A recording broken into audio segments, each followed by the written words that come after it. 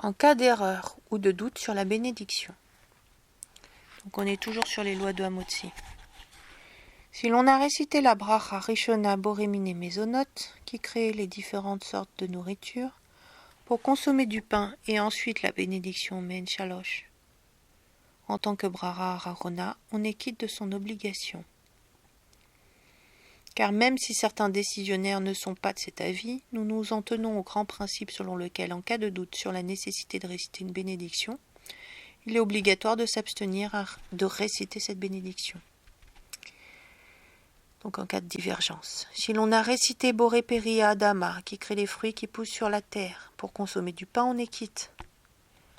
Mais si l'on a dit Boré Peria Etz, qui crée les fruits qui poussent sur l'arbre, on n'est pas quitte. La Bracha Rishona Boremine Mezonot englobe tout, puisqu'on a dit ces différentes sortes de nourriture. Si bien que quel que soit l'aliment sur lequel on a récité par erreur la bénédiction Boremine Mezonot, on sera quitte. Concernant tous les aliments à propos desquels les décisionnaires s'opposent sur la question de savoir s'il faut réciter Hamotzi, le Birkat Hamazon ou Boremine Mezonot et Mehen Shalosh, on a coutume, à cause du doute, de faire la bénédiction Boremine Mezonot et Mehen Shalosh.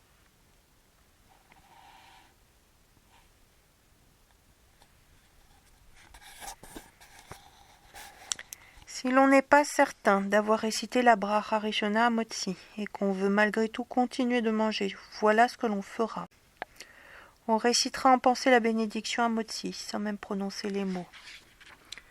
Car pour le Rambam, lorsqu'on agit de cette manière, on s'acquitte de son obligation. Ainsi qu'il l'écrit dans ses lois de bénédiction, 1.7, même si l'on récite en pensée la bénédiction sans entendre ce que l'on dit et sans prononcer les mots avec les lèvres, on est quitte.